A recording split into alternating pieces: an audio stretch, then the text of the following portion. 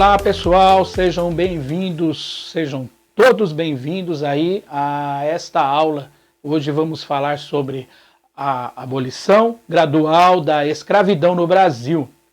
Então vamos embarcar em uma jornada histórica que percorre aí um dos processos mais complexos aí e marcantes da nossa formação como país. Então a abolição da escravidão não aconteceu de uma vez, mas foi aí fruto de décadas aí de disputas, resistências, pressões internas, externas. E então no decorrer aí da aula exploraremos aí como as leis emancipatórias, como a lei Eusébio de Queiroz, lei do ventre livre, né?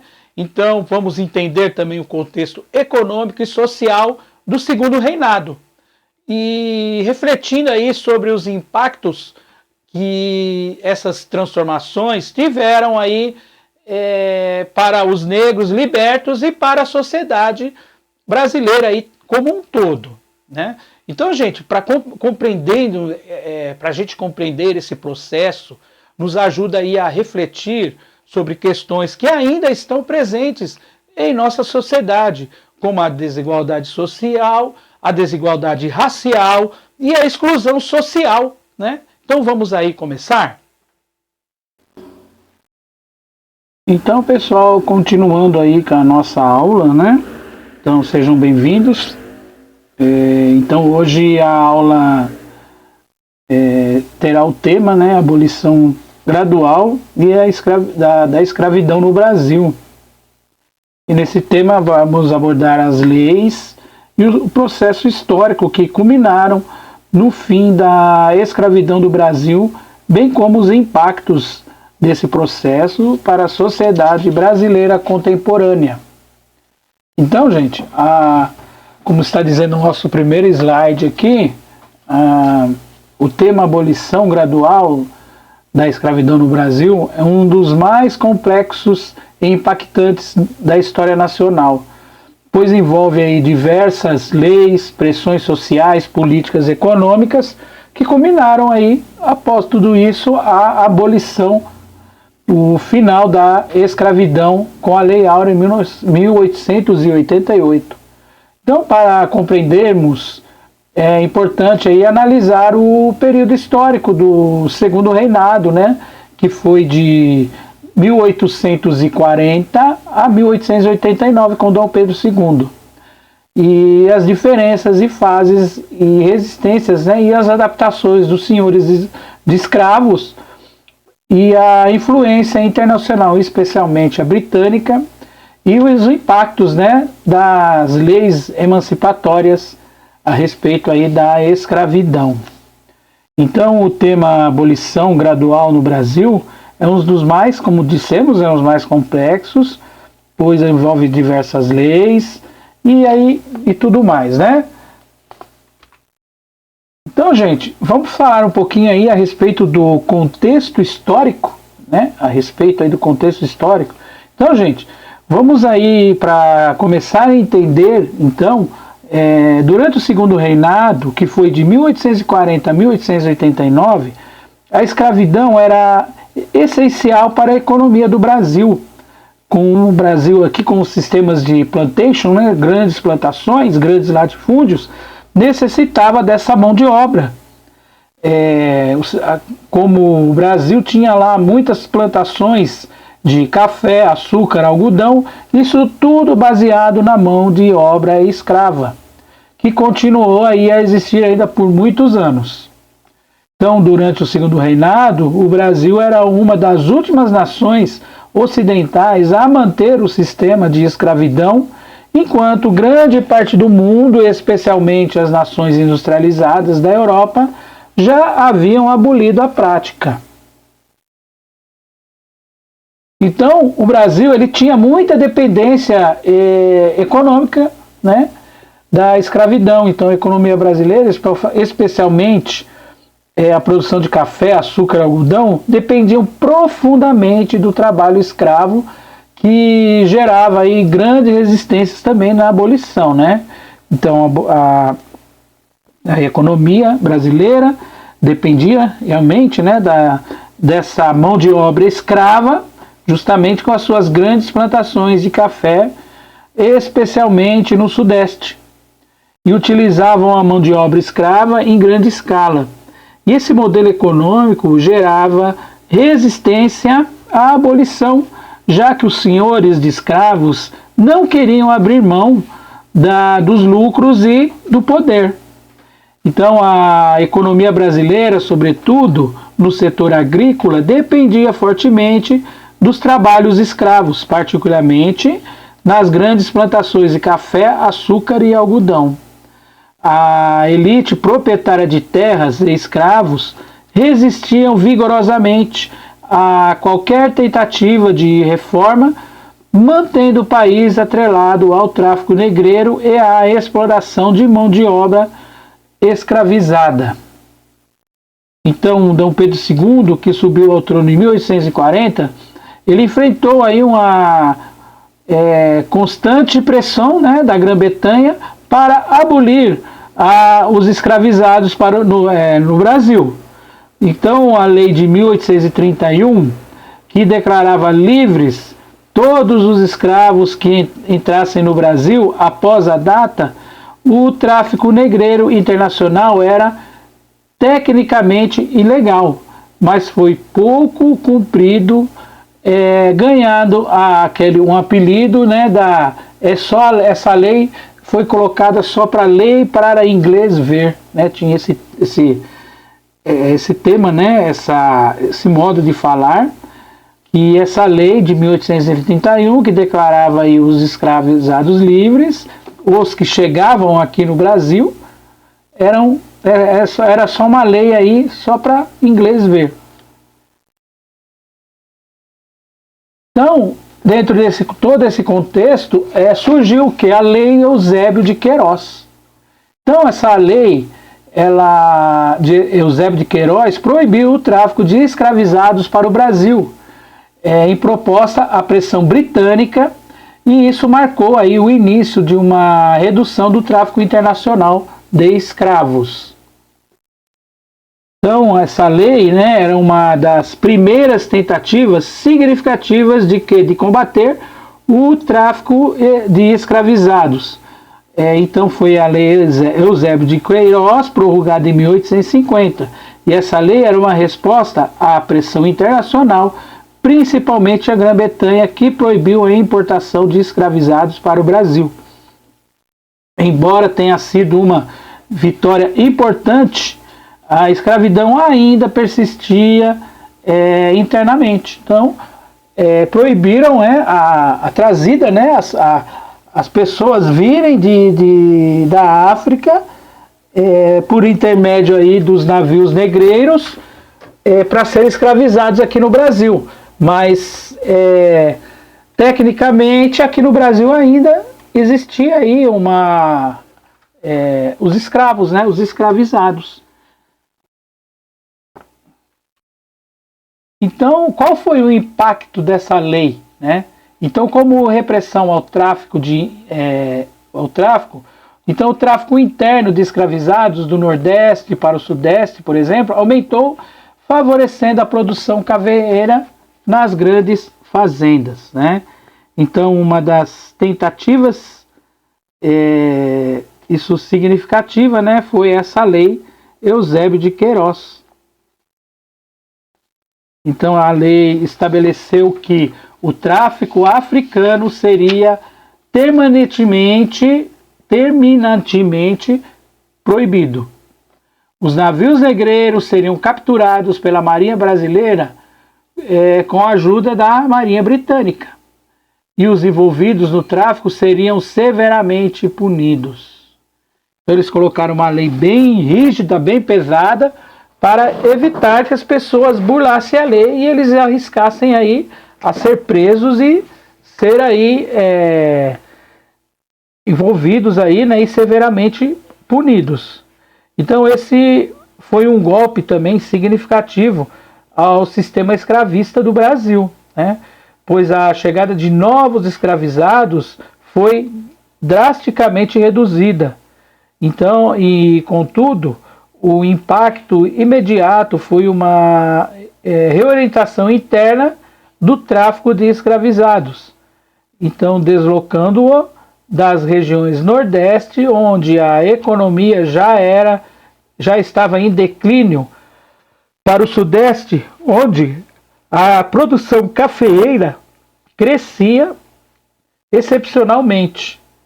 Então, o tráfico de escravizados no interior do Brasil continuou a prosperar e os escravizados existentes passavam a ser uma das mais valorizadas, né? E a diminuição da oferta de escravizados, o valor acabou aumentando, né? Então, dentro desse contexto, nós já falamos algumas aulas anteriores a respeito da Lei de Terras. Então, a Lei de Terras de 1850 estabeleceu a posse de terras no Brasil, por compra, né? E o que excluiu os libertos e os pobres de possuir terras, consolidando então os latifúndios, né? Então essa lei de terras ela foi colocada, mas ela colocou muitos obstáculos para as pessoas mais simples poder obter a sua terra, né? E favoreceu aí quem? Os grandes latifundiários, os grandes donos de fazenda, né? A respeito aí dessa lei de terras.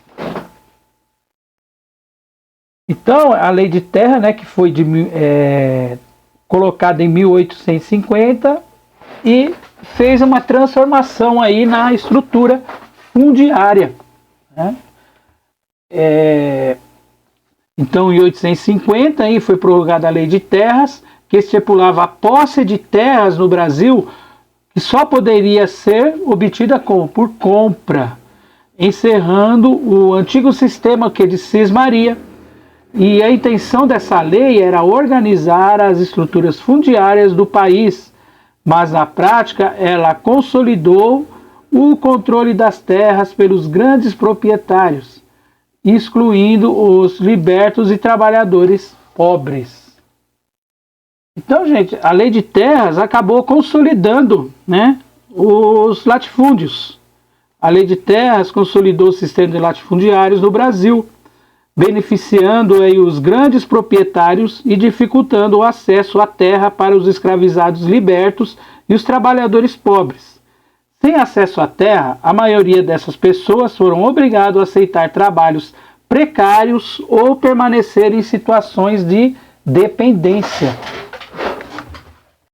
Então, no mesmo ano da Lei Eusébio de Queiroz, o governo brasileiro promulgou a Lei de Terras de 1850, que visava regular a posse e a distribuição de terra no país. E antes da posse, as terras eram regidas pelo sistema Sesmaria, que permitia, né, a concessão de grandes áreas de terra pelo Estado, e a quem se comprometesse a cultivá-las. E com a lei de terras, a aquisição de terra só poderia ser feita por compra, que limitava o acesso dos libertos e dos trabalhadores à terra, né? Limitava o acesso à terra para eles. E a lei de terras foi uma peça fundamental na preservação dos interesses da elite latifundiária. E ao permitir que os escravizados libertos ou populações despossuídas tivessem acesso à propriedade, a lei consolidou o sistema latifundiário, que dominava o cenário agrário brasileiro e perpetuou uma estrutura social profundamente desigual. Então, assim, a Lei Eusébio de Queiroz cortava a importação dos escravizados e a Lei de Terras impedia que aqueles que eventualmente conquistassem a liberdade tivessem acesso aos meios de produção, forçando-os a trabalhar como assalariados em condições de grande exploração ou como meieiros arrendatários. Falamos aí da consolidação, né, a Lei de Terras, que reforçou aí os grandes proprietários de terra, restringindo, né, o acesso à terra e forçando os trabalhadores pobres e libertos a trabalhar como arrendatários ou assalariados.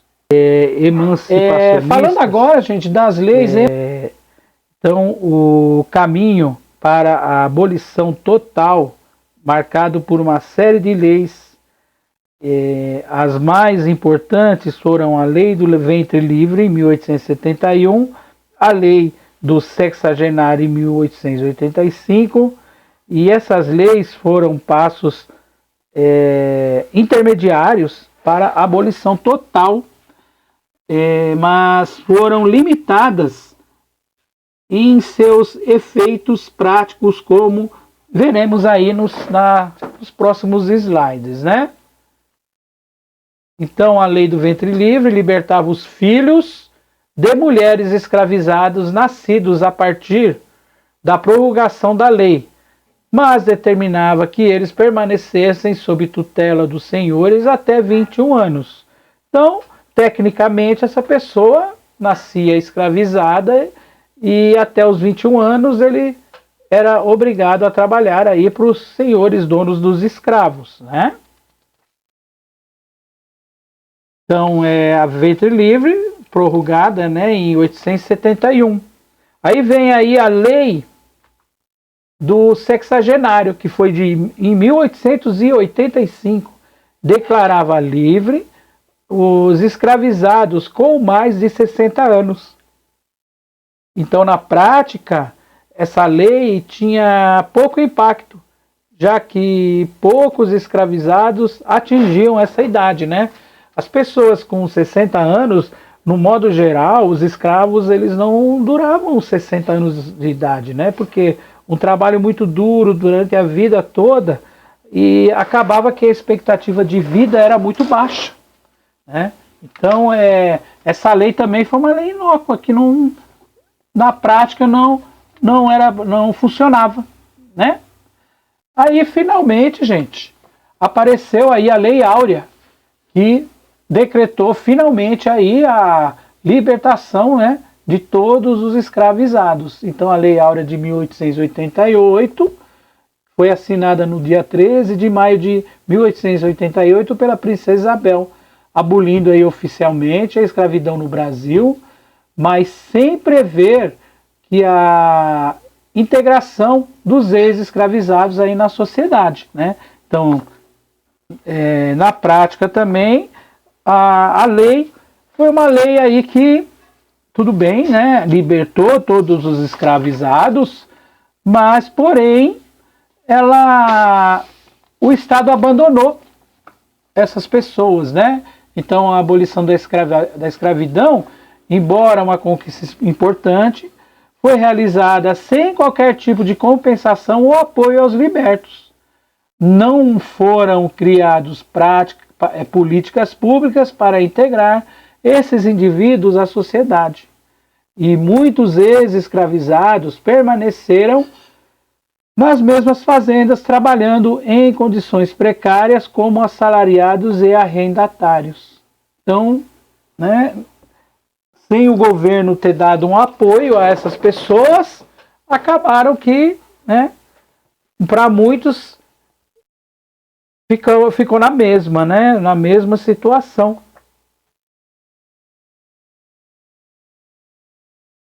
Então, como dissemos, a limitação aí da Lei Áurea. E aí disso, vamos falar um pouco agora da imigração. Seria essa imigração? A substituição da mão de obra escravizada pela mão de obra de imigrantes, né? Então, a imigração e a substituição da mão de obra.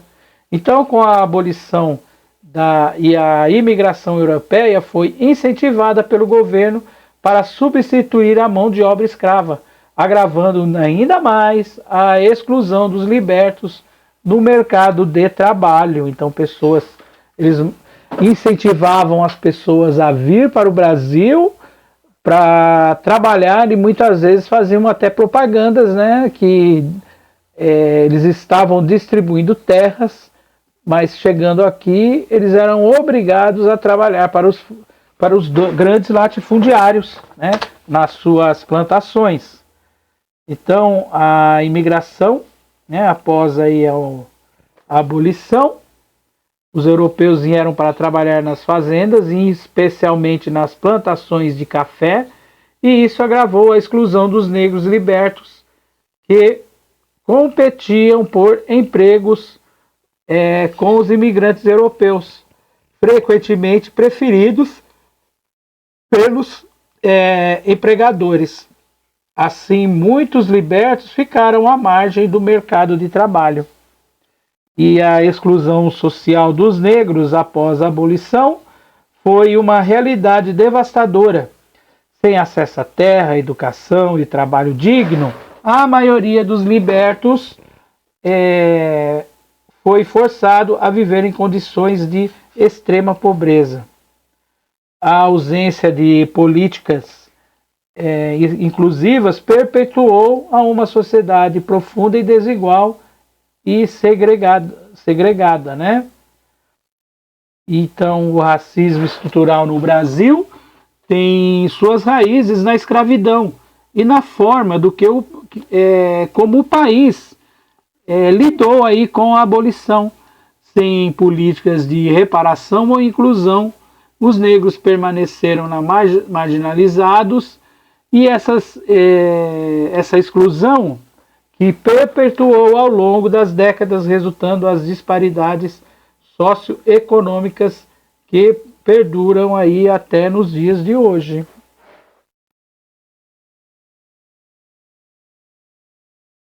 Falamos aí também, né, do racismo estrutural, a desigualdade socioeconômica, na ausência de políticas de reparação, né, políticas públicas, né, para inserir esses ex-escravos dentro da sociedade da sociedade em comum, né? Não foram colocadas essas prioridades, né?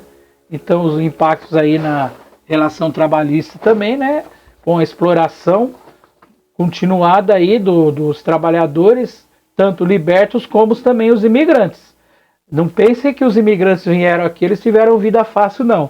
Muitas vezes eles, sem uma adaptação do dia a dia, do seu cotidiano, muitas vezes os ex-escravizados, eles conseguiam aí viver de uma maneira mais confortável do que, porque eles já tinham durante aí mais de 300 anos, eles tinham, né, acostumados a ter uma situação aí para buscar um pouco mais de conforto, e eles tinham, vamos dizer, esse know-how, né, a respeito disso. Então, a abolição e a modernização econômica. Então, a abolição e a escravidão foi vista como uma das oportunidades para modernizar a economia brasileira, libertando os custos do trabalhador escravo e migrando para o trabalho assalariado. E quais foram as consequências, né, dessa abolição? As consequências da abolição e das políticas públicas, né, elas foram adotadas aí no século XIX e ainda estão presentes na sociedade brasileira contemporânea. A exclusão dos libertos e a concentração de terras e riquezas nas mãos de poucos perpetuaram a desigualdade e afetaram o país. Entretanto, este processo é fundamental para compreender os desafios atuais. A Lei Áurea, como consequência, né, a Lei Áurea, assinada no dia 13 de maio de 1888 pela Princesa Isabel, foi o ato final ao longo de um conturbado processo de abolição. Embora comemorado com a libertação dos escravos, a lei foi extremamente limitada em suas consequências políticas, e ela previu que nenhuma forma de compensação ou integração dos libertos na sociedade. Ao contrário, a abolição foi feita sem qualquer tipo de política para assegurar que os negros libertos tivessem acesso à terra, à educação ou meios de sobrevivência. Ao serem libertados, muitos negros libertos acabaram por permanecer nas condições semelhantes à escravidão, trabalhando nas mesmas fazendas como trabalhadores assalariados, em condições de extrema precariedade. A abolição também deu lugar a um grande influxo de imigrantes europeus, que foram incentivados a ocupar postos de trabalho antes dominados pelos negros, agravando ainda mais o processo da exclusão social. Então, gente, concluindo, né, os impactos aí social no legado da escravidão, a abolição da escravidão no Brasil deixou um legado de desigualdade racial e social, que ainda pode ser visto atualmente.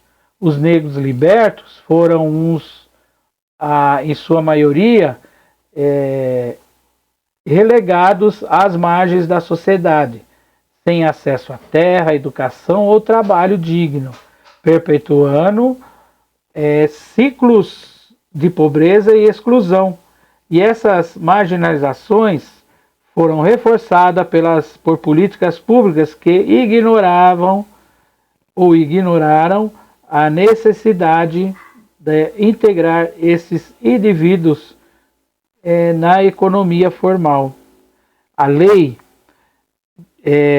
leis, né, precederam a abolição, Lei Eusébio de Queiroz, Lei de Terras, consolidaram um sistema fundiário baseado em grandes propriedades, enquanto os imigrantes europeus foi provido para suprir a demanda de mão de obra, deixando os libertos às margens.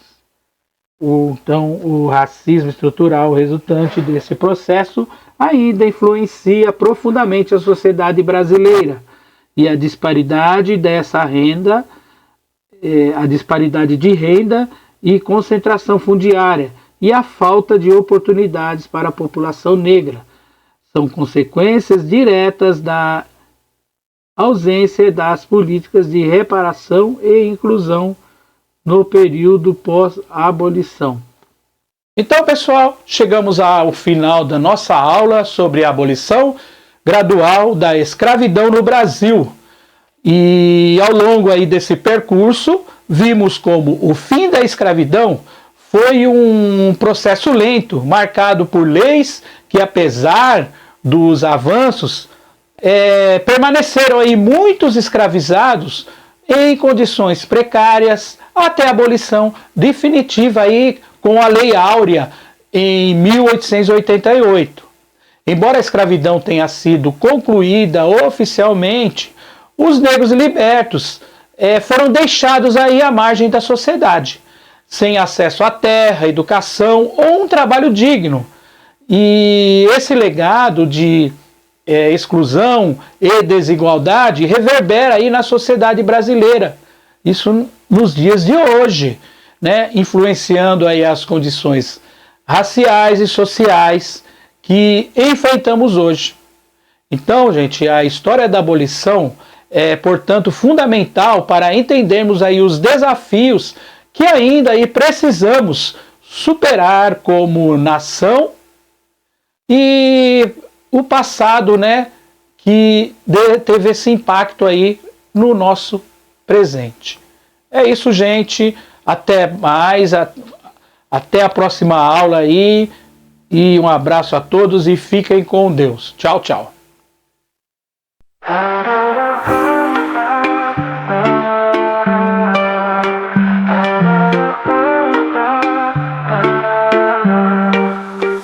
No campo, no suor, nas correntes que arrastam, gritos de dor que o tempo não apaga. Séculos de luta, trabalho forçado, enquanto a liberdade seguia atrasada. Promessas de um futuro, leis que não vi, na força do chicote, o medo em mim. E lá vem o ventre livre, mas quem viu nascer essa liberdade que tarda a acontecer. Liberdade que tarda, mas um dia virá.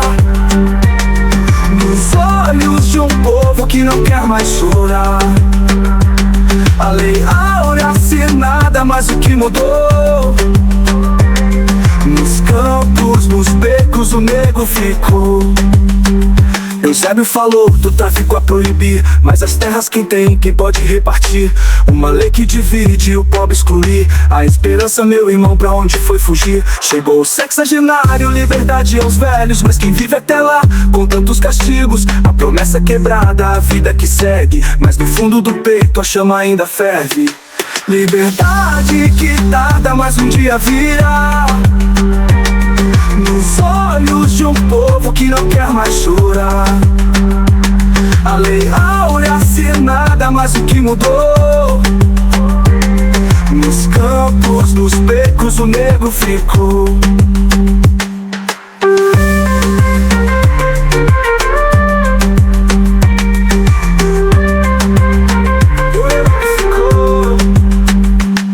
Tantas correntes quebradas no papel, mas a alma aprisionada sem terra e sem céu. De que vale a liberdade se não há onde ir? A luta continua, não vamos desistir. Liberdade que tarda, mas um dia virá. Nos olhos de um povo que não quer mais chorar. A lei áurea assinada, mas o que mudou? Nos campos, nos becos, o negro ficou. Liberdade que tarda, mas não vai falhar.